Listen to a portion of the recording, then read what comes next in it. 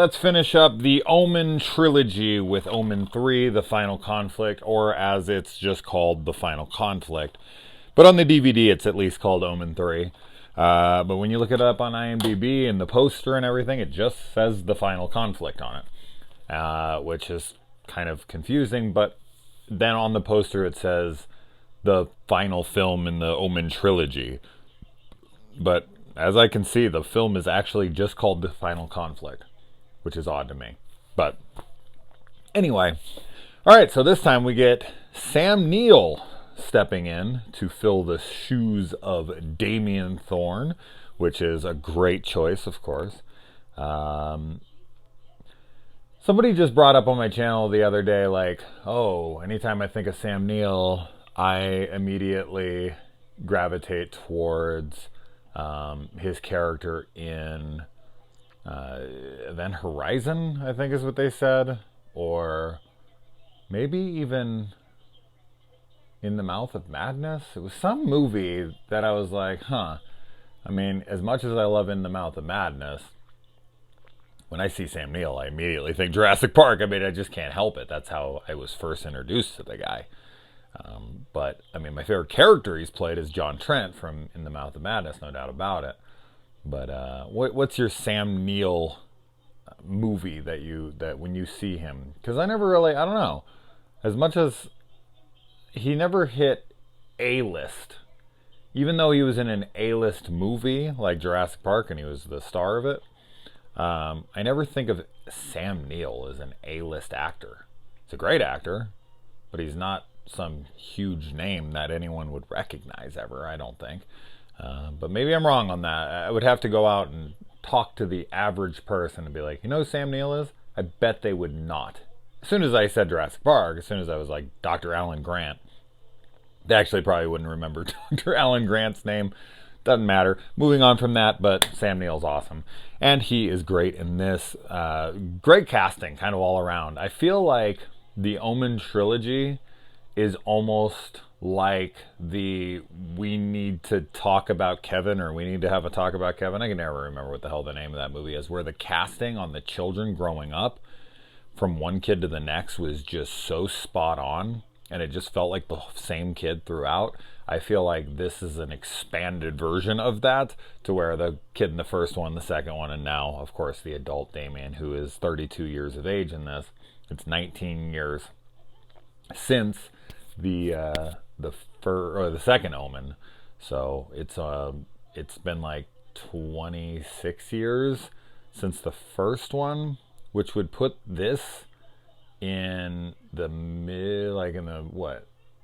in the 90s, like 92, or does it say in the movie what year it is? I don't think it says what year it is specifically.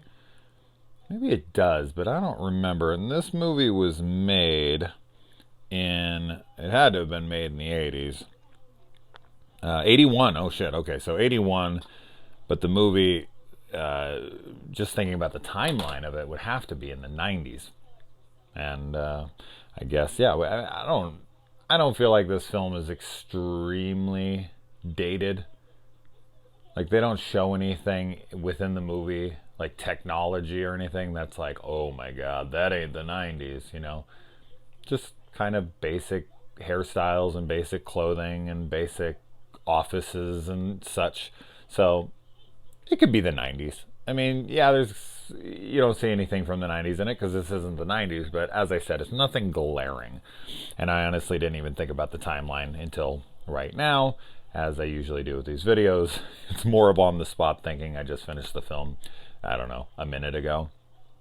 So anyway, so we got Damien, the businessman, who's in charge of Thorne Enterprise, or Thorne's whatever here, and he is about to become the ambassador, much like his father was.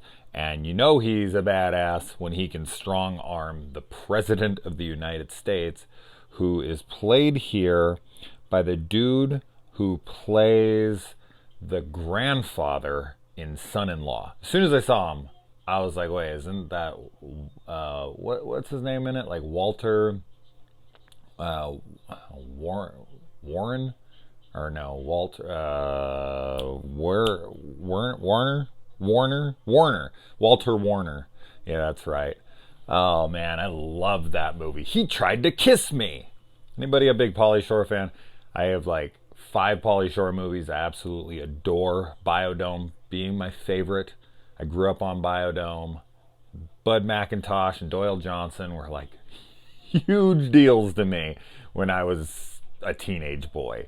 And then, of course, Son-in-Law, Encino Man, In the Army Now, and Jury Duty. All fun stuff. Anyways, I just think that he never got enough credit for the comedies he put out. Obviously, after his girlfriend Savannah died, he kind of lost his mind and fell from grace there. But for a while, you know, he was the weasel, and I loved him. Anyways, all right, we're not here to talk about freaking Pauly Shore. Anyway, so we've got the ambassador who is currently in place, because Damien's like, I'm going to be the ambassador. And then he's like, what about the current one? And then this dude gets, we got a lot of Rottweiler possession within this movie. As soon as the Rottweiler sees you, then you pretty much have no control over your actions. And so this guy goes up and he rigs a gun and calls for a press conference. And they come through the door and boom, man, whole back of his head blows out all over the wall. You can see like the entrance wound, like right under his nose, over his lip. It's brutal, man. Great kill. Just absolutely memorable headshot. Fantastic stuff. Really graphic. Really, really fucking just, just vicious stuff, man. I loved it. I was like, hell yeah, this is what we want to see. So, good on them for showing stuff within this series. I feel like this franchise does not get anywhere near enough credit for its kills. You've got some fantastic kills in this franchise. The hanging in the first one, and the head chop off, the elevator kill scene in the second one, plus the blind lady out getting hit by the truck, and then you got this guy blowing his head off here. You got some fantastic kills, man. Really, really stellar stuff. But I'd still have to give the crown, the title, to the elevator halving scene. That's still my favorite kill in the franchise. The head shot in this one, I don't know, man. The hanging scene, though, is iconic.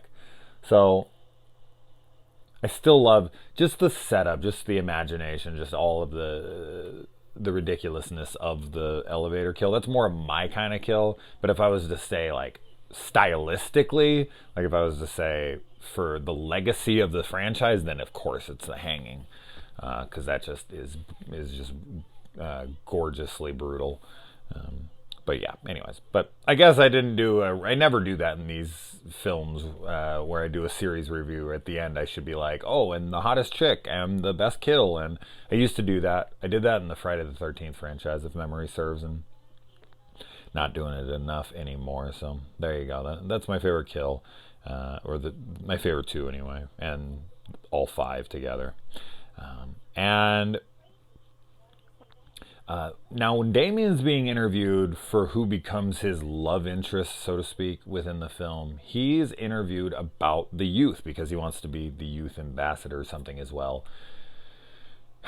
And he has this like this dialogue, this little monologue where he goes off on this tangent of talking about the youth of today and how they need to just learn the ways of people before their opinions are heard, essentially. Like, shut up and learn before you say anything. And he's like, no, that's not what people really want. They want the kids to be indoctrinated into what they believe so that they can kind of spout the same rhetoric as them, as opposed to kind of coming up with their own ideas.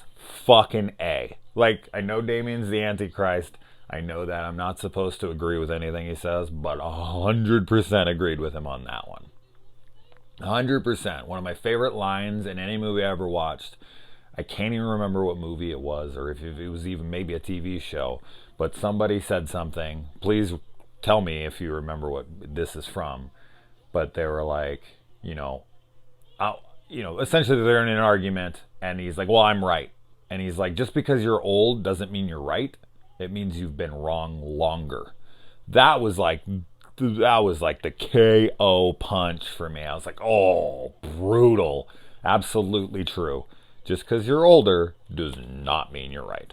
100%. And what Damien says in here, I want to like write that shit down, because it was perfectly articulated, and I really dug it. And then this assassin tries to kill him when he's speaking the truth, when he's laying down hard truths, trying to learn people something.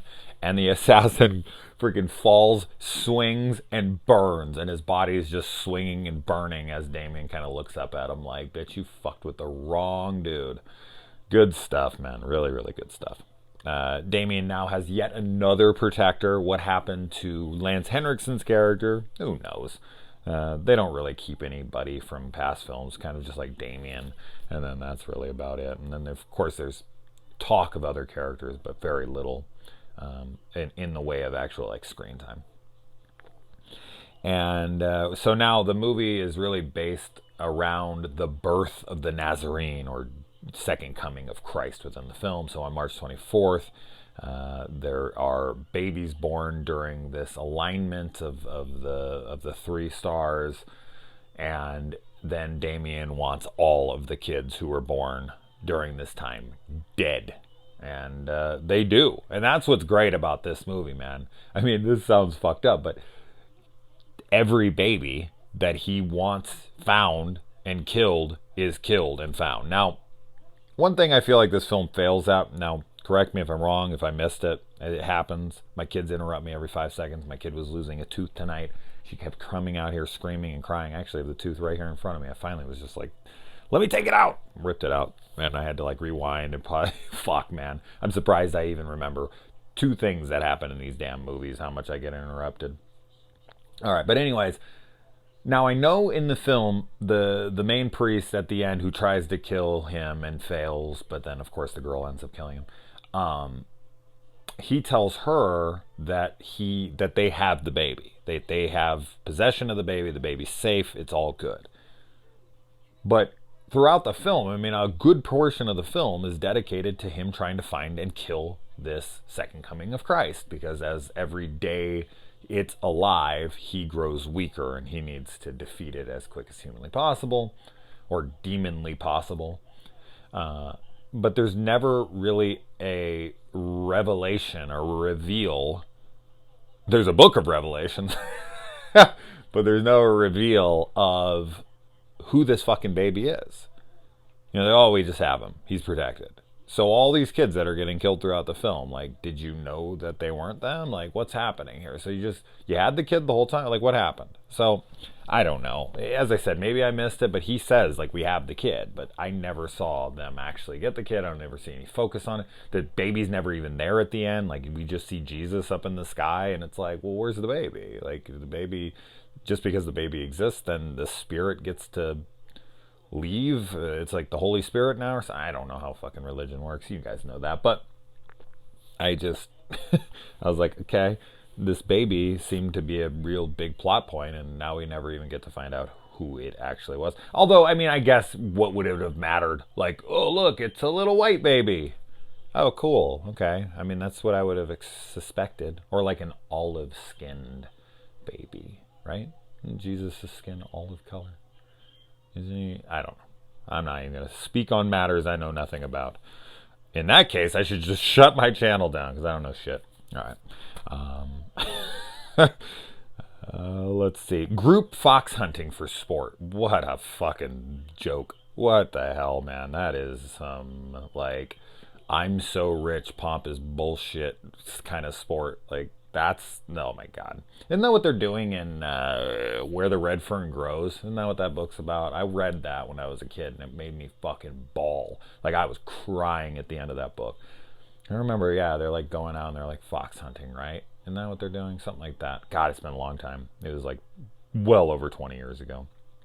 All I remember is I was like just at the end of it. But yeah, so, okay. Now they trap Damien on the bridge, right? And they're gonna kill him, right? And their plan really kind of sucks, honestly. I mean, he has like 30 fucking hounds with him, and one of them turns around and the horse just bucks this guy right off the bridge, falls to his death. Pretty hilarious.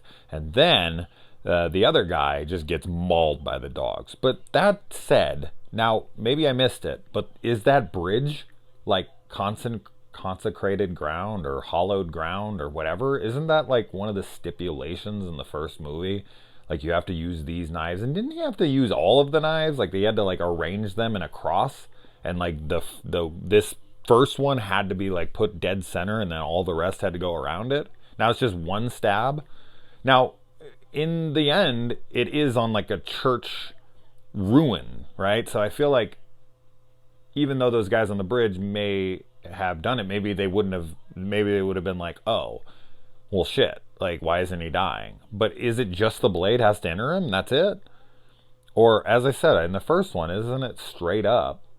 I think those were the rules that were given, but I don't know if they're followed in here. Anyway, the thousands of the disciples that he's speaking to, and all the like the whispering back and shit, that was cool. It actually kind of reminded me of Rise of Skywalker, which just recently came out. I'm not going to spoil anything there, but if you've seen it, you know what I'm talking about. But I did really like the whispering from everyone. It wasn't like, yeah, like, you know, Captain, my Captain, or anything. It was like, yeah, it was all scary, and then it was like getting louder, but it was like a whisper loud.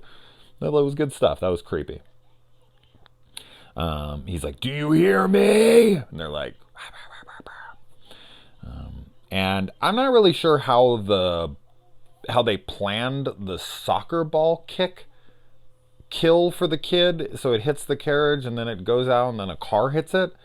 So they just threw a ball at her and it hit her and that was that. It wasn't kids. I thought it was kids playing, but they were part of it, right? So they look out, but they threw the ball. That's a one hell of a trick shot, man. Like to be able to hit this girl perfectly, that she would like let go of the carriage and then the carriage would roll down and get hit by a car for sure. Like that was an interesting attempt. But then they say on the TV that there's no evidence of foul play. Okay, there was a priest that straight up murdered a kid during its baptism. Like they turned around and the mom was like, and then there was like a bunch of kids that came over and were like, we're here to do our good deeds. And then the kid dies. Like, how'd they do that? Oh, I accidentally dropped it? Like, what happened? And they say on the news it's like drownings and burnings and all this stuff. But I'm like, as I said, we see two instances. One specifically, the priest. What did he do? Drown the kid? Is that what happened there? He turns around, he's just like, oh, ha. And then it was an accident. It was an accident. I guess that's probably what happened. But when they said no foul play, I was like, I saw 2 instances of foul play. And I don't know how many kids died. I think they said 17. So yeah, I kind of call bullshit on that, but whatever. But they kill tons of babies in this movie. Tons. Every baby, actually. Every baby that is on the list dies. Even the dude who works for him, who's like, no, my baby was born 10 minutes before the 23rd. He's like, nah, that baby's got to go. And he finally does. And the mom is like the one protecting, and she's freaking out. I don't know why she's still there when he gets home, when she has the evidence. But she waits there because she wants to confront his ass. Or maybe he just walked in the inopportune moment, and she was like, shit, all right, I know everything. That being said, the dog possesses her, and she sees her baby. That's a cool shot, too, when the baby turns around and it's burnt looking. Now, I don't know why she would need to burn it when it already looks burned. Like, I don't understand what would be going through her head, but maybe she saw it as a monster and it was like, kill it with fire. I don't know. But she comes after it and she kills the baby. And you think he's going to walk in and catch her in the act, and nope, she just punches. She iron punches that guy, man. She's the woman with the iron fist. Boom, burnt face, broken glasses. You just broke my glasses. Shout out to Exploding Heads. Check out their podcast. I promote them way too much on here. I'm going to stop doing that. No one's going to watch my channel anymore. I'm just going to listen to those assholes. Every fucking film is the exact same in the regard of like somebody trying to convince people that Damien's evil, and they're like, nah. Except for Damien finally gets laid in this movie. Does he ass rape that chick? Is that what happened? Because it sure as fuck looked like he ass raped her. He's like, life is pain, beauty is pain, anal rape is pain. And he just fucking flips her and he's like, argh, and he's going to town on her, full prison rape. That's what it looks like. And she looks like she's had like cupping going on her back. If you don't know what cupping is, you haven't been to Sedona. And then that dude who goes home to his kid looked like he lived on Diagon Alley from fucking Harry Potter. But that's probably what everything looks like over there for all I know. When I see it in my head, I just think I'm at the fucking wizarding world of Harry Potter. That's what a freaking foggy London town looks like to me. In my head, it's probably nothing like that, but that's what it looks like when he's walking down the street. Probably the same street. Maybe not. This girl gets her kid killed. So she brings the kid. Oh, it's a trap. Damien, it's a trap. He's like 2 and he fucking knows. And Damien's like, nah. Nobody listens to anybody into this. And then he brings her because he turns him into his disciple. Then they bring him to the place. And then she's like, now. And he turns around. Like, I don't know why you yell that kind of shit. Like, you just surprise him, stick him in the back. That's that. But no, kid turns around, boom, gets stabbed. And yeah. So he's dead. And then she comes up and she's like, the mom's reaction to her dead child is, Peter, dearest. Peter, dearest? Peter, that was like the worst mom death reaction I've ever seen. Like the death of a child. Watch Hereditary and how, well, I don't want to spoil it if you haven't seen it, but watch how Toni Collette responds. If you haven't seen it, fuck, I apologize, but it's amazing. You should be fucking watching. I don't care. You don't know exactly what I mean anyways, but that's a fucking real reaction. This, Peter, dearest. And then she's like, and she stabs him in the back. And then, yeah, I mean, Damien's just like, you won. Pause. Dramatic pause. Not black. And he's like, nothing. And then Jesus comes out and he's like, oh. Damien falls. And then you get a bunch of like scribe text shit from the Bible or something. Yeah, but overall, great trilogy. And I haven't decided on if I'm going to do the 4th or the remake yet. I'd have to get my 4th film out of storage, or I'd have to watch it on YouTube or something, find it. I don't know. We'll see. I mean, he paid a lot of money, so I probably should. He should get his money's worth. So I'll probably watch the 4th one. It's a piece of shit. But anyway, guys, adios.